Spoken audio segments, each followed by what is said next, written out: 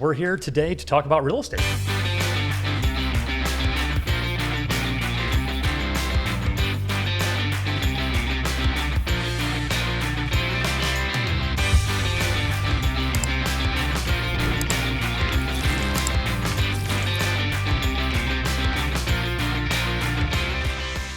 Hello and welcome back to the Real Estate Unlimited podcast. My name's Steinmetz. Bryan Schube. Carrie Steele. Bill Jones. And we're the Jones Home Team. And this is episode 31. Welcome back, Sierra. Hello. She's back, folks. So we got a lot to cover here. We'll just kind of get right into it. We had Mike on last week here talking all kind of fire safety things, and you have to check that out if you have not seen that. This episode's coming out. What did we decide? This is like Easter time, right? Yeah, it comes sometime out. around So there. happy Easter. So we'll get into who wants to go first? Schube, Carrie? Yeah, Care? I can. Schube's Brian, ready. what do you got? Yep. So yeah, obviously April here is Fair Housing Month, so I just wanted to kind of go over love letters and just kind of what they are and why you should probably not use them here. So what is a love letter? A buyer love letter are used to make an offer stand out, and sometimes they do share personal details. These letters often reveal protected characteristics like race, religion, familial status, and a lot of love letters that I have seen. I don't see a whole lot of them, luckily, but they also include a Yeah, picture, they kind of which died off a obviously, little bit as of recently, it yeah, seems like. yeah. I think a lot of that goes to, obviously the Ohio Realtors and National Association of Realtors kind of saying we'd probably not do those. Well, real quick, does everybody know what a love letter is then? I That's don't know if the audience... So it just get be into it? Okay. Yeah, I just kind of talked. A love letter would be used. It would be a letter that just says, "Hey, maybe my name's XYZ. We'd love to purchase your home. I got 3 kids and 2 dogs or what." It just goes over different things about your family and why the seller should consider you to be the top candidate or accept your offer. And then, like I said, it does. Usually, those letters do. Again, they go over. Are you a family? Or what your race is, what your religion is. If they include pictures, obviously people can kind of see from that as well, or sellers, which a lot of those things are protected classes. So that's something to take into consideration. So a seller may not intentionally be discriminating, but again, from a buyer's perception, maybe they think, hey, they didn't accept my offer because of something. The perception could be bad. Yeah, another buyer gets wind of that. Yep. So, and again, a lot of these are characteristics that, could lead to fair housing violations and stuff like that. So, even with even unconscious bias triggered by a buyer's letter could be considered discriminatory, like we just said. Examples of this: mentioning children, Christmas suggestions, familial status, and religion, which are all again protected. Best practices for real estate professionals, which I know, like a lot of us, I usually tell my buyers if they're like, "Hey, should we write a love letter?"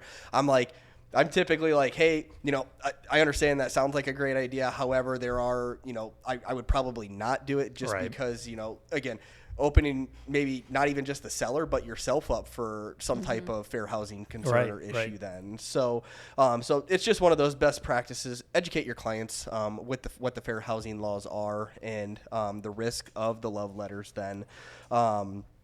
They have on here, refuse to deliver buyer love letters and make it known in MLS listings that such letters won't be accepted. I don't know if... I haven't seen that. That's kind of a good idea, maybe. So I guess if your buyer's telling you Yeah, if your buyer wants you to do it, or if the seller wants to see them. I guess I don't know what that would look like. I guess we'd have to... you got to do what your client is telling you to do. Yeah. For the I most guess part, if you get put in that position, I would more so be like, you obviously know where the house is. You want to buy it. If you feel like taking it upon yourself, you can go put something in their mailbox or something like that. Yeah. Because so then you're not it keeps, facilitating yeah, it then at it that keeps point? you That's out a of the good idea. situation. It keeps you out, but ultimately it's still, as the listing still a agent, line being crossed, you're still, I guess, subjecting yourself to potential, fair housing issues or discrimination then. So on either side of it, buyer or seller side, you know Yep. what I mean? That would be... Yeah, I kind of like that idea, but I don't know. You're still not really getting there's away really from no it, good though. out. Yeah, The Yeah. smartest thing I would say would be making it known in the MLS. Hey, seller does not want to see or is not accepting love letters. Please don't include those with any offers. Again, and then if a buyer still requests it, again, I think you still have to do what they have to do. But at least you made it known. Hey, we do not want any of these items. So it's like put in the contract, like the agency disclosure, love letter check. You know what I mean? Like, hey, as part of the contract, it's got to be included. Yeah. So. Yeah, that would be. I mean, I've had a lot of people do them over the years, and I mean, honestly, it's worked multiple times. I mean, it really whether that was the only factor, I don't know, but I mean, it definitely was a contributing factor. Yep. But yeah, even and that was before all of these. Hey, you better not do that. You're looking at fair house again, well intentioned. You're not trying to do anything wrong, but. Yeah, because I guess a little bit farther down here, if a client insists on using love letters, do not draft or help deliver them. Sure. Right. And then avoid reading the letters yourself to prevent implicit bias on our end then. Sure. So it's almost kind of throwing the liability back then to the buyer and seller and trying to keep us agents out of it then. Right. Yeah, that's a tough one because, again, the buyer wants the house. It's our job to help them get the house, and if that somehow helps them get it, I don't know. Like that. Well, that's like hard. for instance, I had one where it was a veteran who was selling it, and then there was a VA buyer. And, I would really love it to go to a young vet, or I'd really love it to go to a military family or Army bred or whatever. Right. And I've actually had that where the seller has said, I would really like it to go to somebody like this. Sure. Which kind of works out that way because in our contracts you have to state, hey, what type of loan is it? A VA Is loan? That's true. Yeah. So, But, I've also put myself in that position before of not really thinking about the whole love letter or, we're talking about Fair Housing Month. If somebody says, I already found the perfect spot to put my Christmas tree. Crap. Yeah. Yeah. Where does that, does that draw Right. the line of religion, familial status, et Sure. cetera, et cetera, when you say little things like that? And I don't it's innocent. You're not doing it on purpose, but it happens. Yeah. But I don't know how you do one of those letters without violating 15 something. different things. You know what I 15 mean? different The things, family, the religion, everything. because at the end of the day, it's what your buyer and seller wants, right? Especially when they put a nice big fat picture of their family, the 2 kids, 1.5 Right. dogs. Yeah, because if Yeah, you're no, just for doing sure. a generic letter and you're not giving out any of that discriminatory information, I mean, what is your letter? It's literally your offer. There's not anything different there. Yep. So We'd love to move into your house. Thanks. Yeah. I think the offer says all of that then. So it's, so make sure your term, I would guess our suggestion would be make sure your terms of your contract are in the best position possible.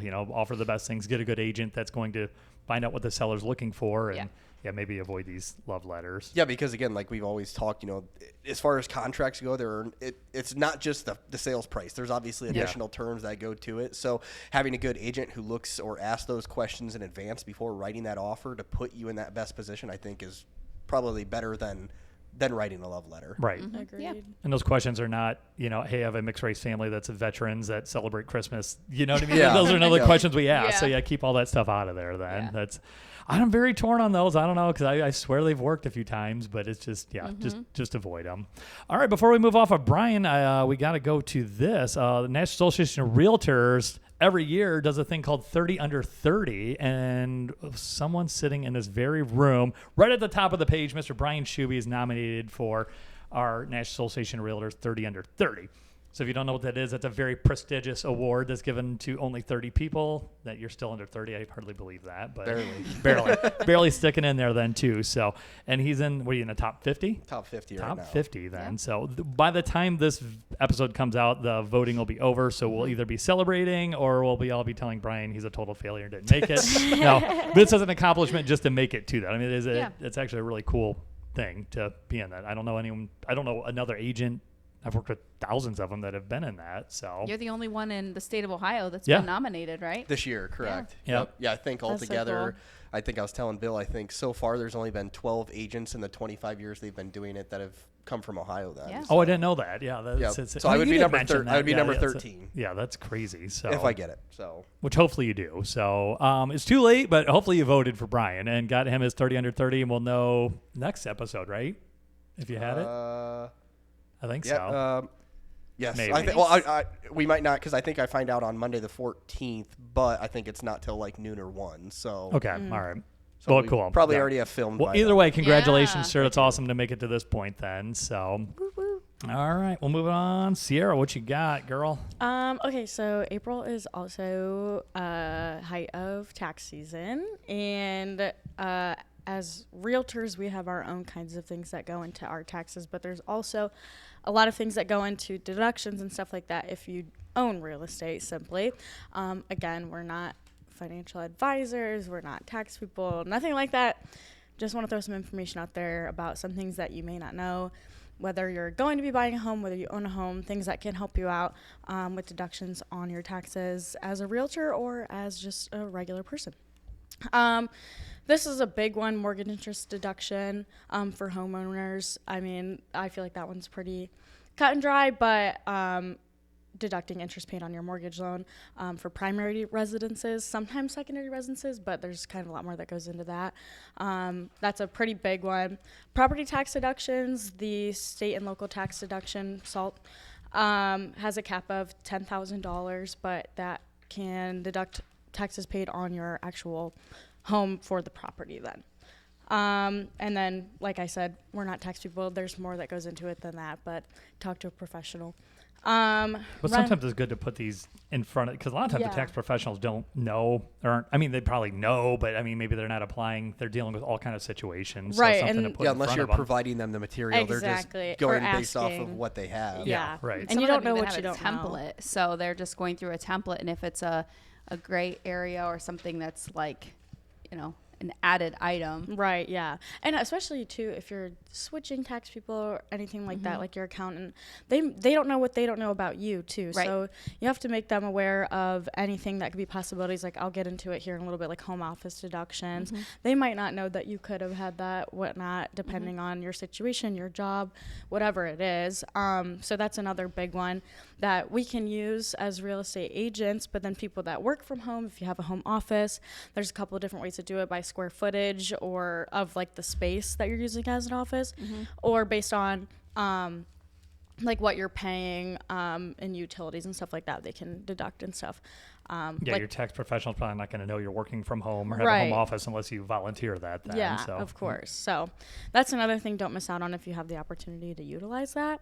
I don't think I've ever used that one. Yeah, I don't probably make your should. home office a tiny little closet. Make it the living room, but just Yeah, get rid make of all it your big. living room furniture. Yeah, make a lot of square footage. Right. That's what I was just, So, yeah. Lou and I were talking because we both can obviously work from home, and I said, well, Yeah. till we start having some kids, I said we can use, we are putting a home office in. I said we Yeah. can use one of the bedrooms as an yeah. office 100%. as well. Use So- the biggest Yeah. one. I like Carrie's idea. Just make the living room the biggest room in the You house. just is your can't home have your office. other stuff. It can't be a coat. It can't be like two things Is at that the what same it time. Yeah, is? you Yeah. can't. I was like, gonna say, I think there's living room like and a a square office. footage limitation on that Yeah, as well. it's Like, so I think much it's like So I use the whole of house. your- I A mean, maximum I'm on the of phone in the 250 whole square house. feet. So. It's the whole It's a first floor. percentage square footage of your home. Yeah, with a max. Yeah.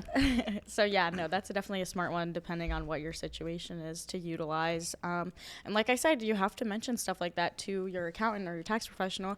Otherwise, that could be money that you're missing out on as a deduction. Oh, yeah. And then also Yeah. things that you buy for that office, your printer, Yep. your ink, your your chairs, your furniture, all those things as well. Then. Supplies, Yeah, you gotta stuff like furnish it. that. I always heard there was something with that, though. If you do it, and then when you sell the house, isn't there some kind of implication? Maybe you with- have to. with That I that. don't know. Probably that it was used as a business purpose, Yeah. but Is I that what think I would think that the tax far outweighs anything you'd have to pay. For that then Yeah, too. I would think. I think if somebody once upon a time said, "Oh, you Like want to be home- careful of that," so I've just home never office done use. it. You're not then, going to be so. selling for a while, Bill. Well, so- right. I was I'll gonna probably die say, there, so man, it's fine. dip into that. That's true.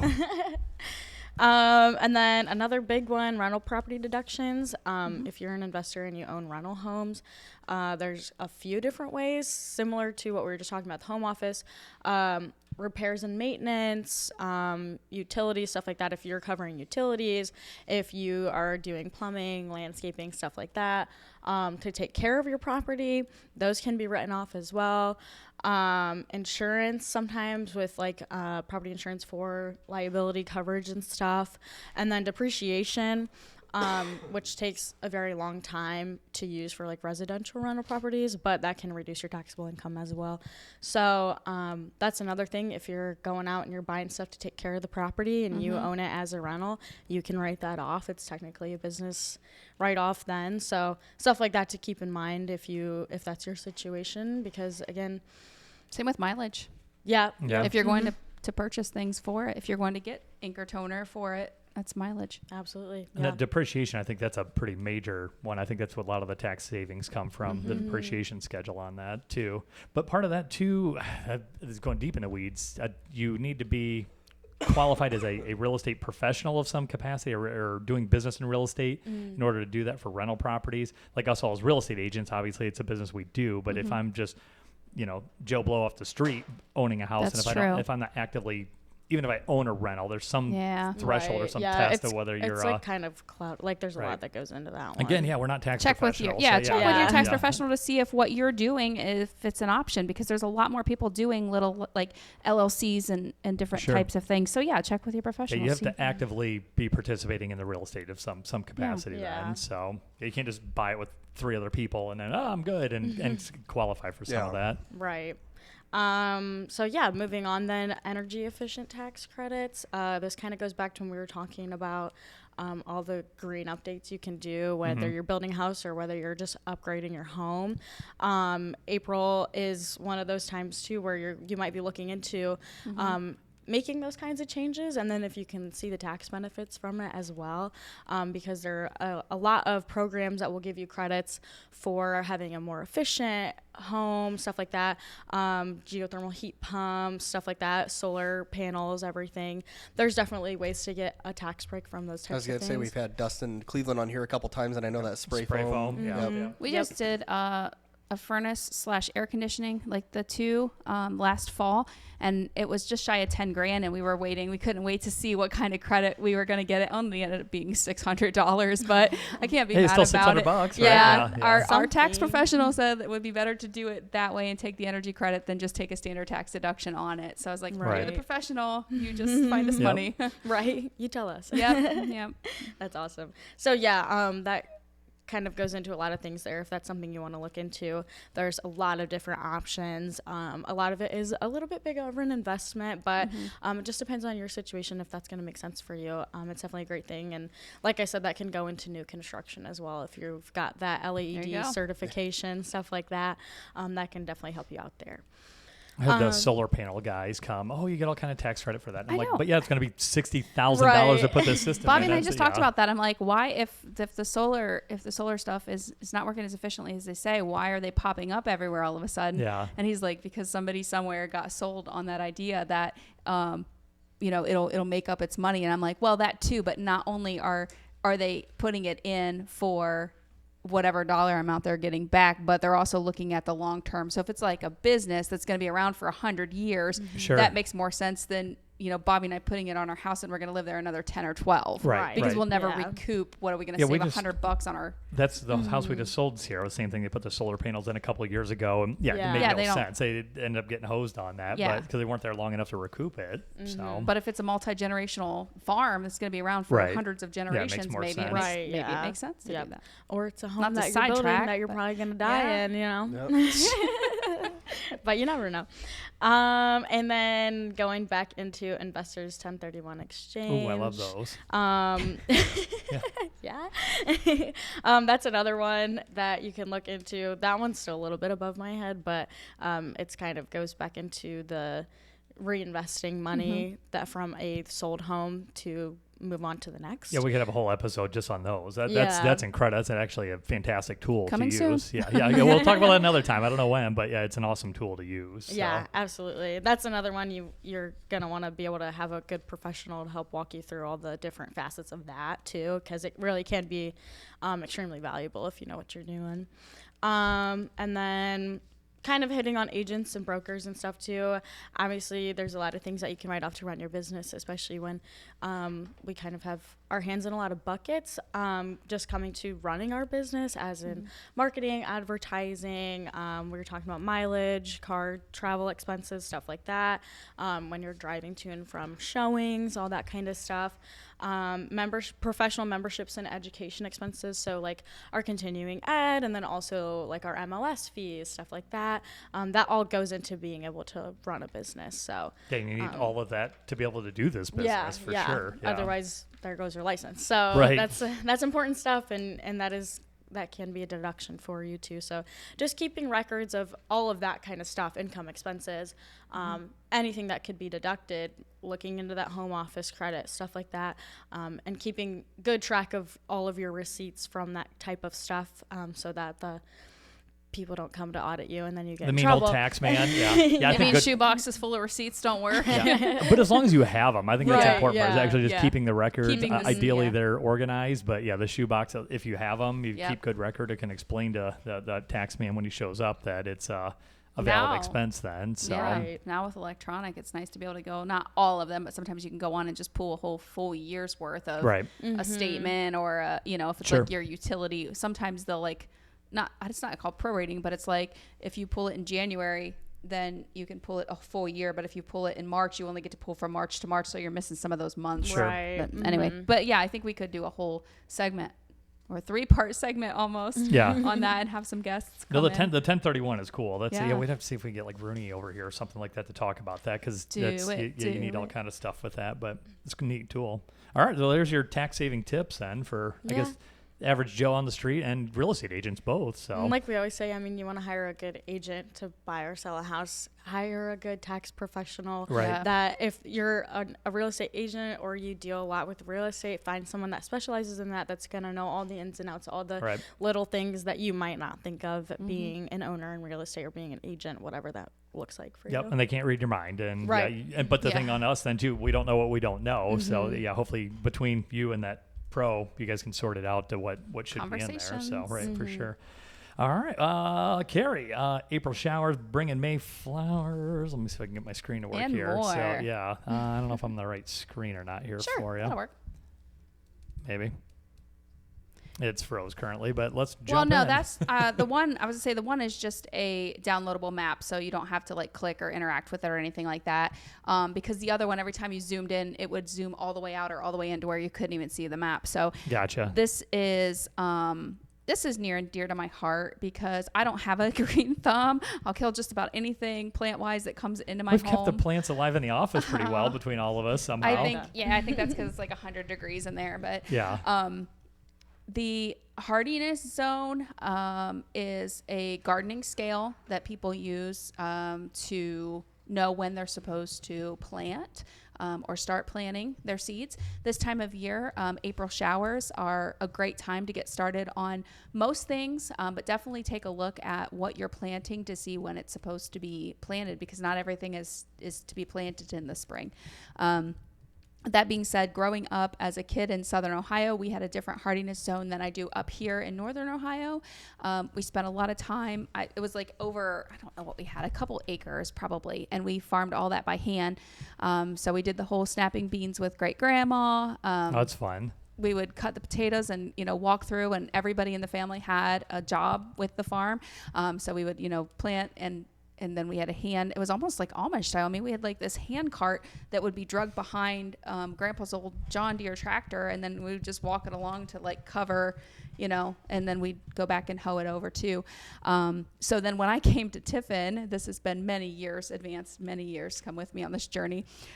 We get our first home on Walker Street here in town, and we're like, oh, we're going to put in a garden. So my mind automatically goes to like 7-year-old Carrie. I'm going to put in this massive garden. Planning a whole farm. Oh, Yeah. Oh my Yeah, whole God. You can kind of see where I'm going with this. So we did corn and cabbage, and half the stuff I don't even know I had any business growing or that it was supposed to be planted at the same time. So here I am trying to plant all these rows of the same or of different plants at the same time. Right. Because 7-year-old Carrie didn't know. I mean, granted, Sure. I went through agriculture. I should have known this. But at the time in my head, I was just going to get it all on the ground before the rains came. That was my head.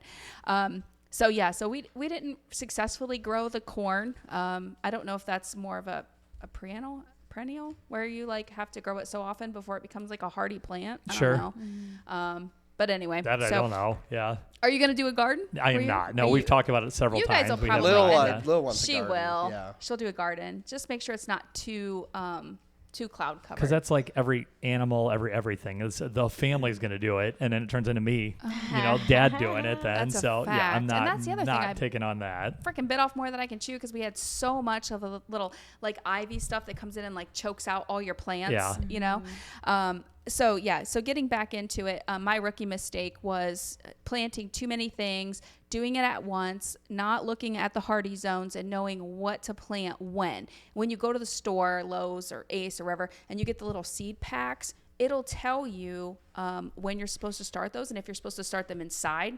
So you can get like an carton container and put a little soil in there and just drop them down in, or put them in like a Ziploc baggie like you do in 3rd grade to get the seeds started. Sure. And then take them out and then get it started from there. This all sounds like a lot of work. But it's if not you for love everybody. it, you love it. Yeah, I'm though. sure. It is not for everybody, and it goes back to that whole homesteading thing where people are trying to become more self-sustained.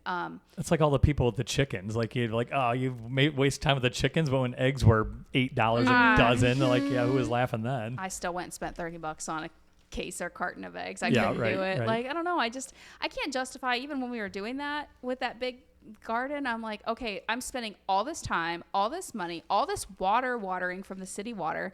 And I'm like, I could just go to the store right now and buy 97-cent tomato. Whatever. you know? Yeah. So I I've feel like it's pulled something back quite a bit. Yeah, It's a hobby. It depends on how much you want to do Yes. it, and it depends on kind of where you live.